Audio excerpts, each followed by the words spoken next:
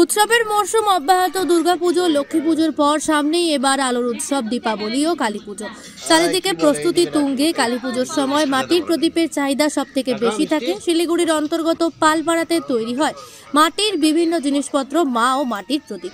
এখানকার তৈরি মাটির প্রদীপ শুধু শহরে নয়, পাহাড়েও যায়, পাশাপাশি শহরের বাইরেও কিন্তু বিভিন্ন জায়গায় যায়। এদিন দেখা গেল সেই চিত্র। তৈরি হচ্ছে মাটির প্রদীপ, শুকোতে যাওয়ার কাজ চলছে। ওই জন্য প্রদীপ অনেক আটকে গেছে, বিক্রি করতে পারছে না, কারণ দাম নাই। পাহাড়ের লোক না আসার কারণ কি? বন্যার জন্য কি? এখন কি জন্য যে আসছে না এটা তো বলতে পারবো না, কিন্তু প্রতি বছর আসে, এইবার আসে না। আপনি কতটা বানিয়েছেন এবার প্রদীপ? এখানে শুধু আমার এই প্রদীপ আছে, ওইদিকে আরো পালপাড়া আছে ভিতরে। কত প্রদীপ আছে?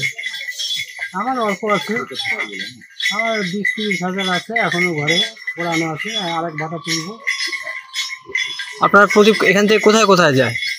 এটা মহারাষ্ট্রে যায়, আর ওই শিলিগুড়ির লোকাল পার্টিরা নেয়, বিভিন্ন জায়গায় যায় আর কি। সব থেকে বেশি কোথায় যায়? মহারাষ্ট্রে বেশি যায়। পাহাড়ের থেকে কি মানুষ একেবারেই আসছে না? না, পাহাড়ের পার্টিরা এবার আসছে না, প্রদীপও নিচ্ছে না, ওই জন্য এবার প্রদীপ কেন আসছে না, কারণটা কি? এটা তো আমি বলতে পারবো না। এর জন্য কি এবার আসে না, প্রাকৃতিক দুর্যোগ কি তার কারণ মনে করছেন? এটা আমি এখন তো বলতে পারবো না।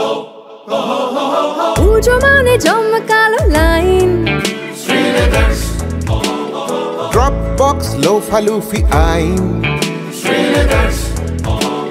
পেপারের ক্যাটালগে আঁকা,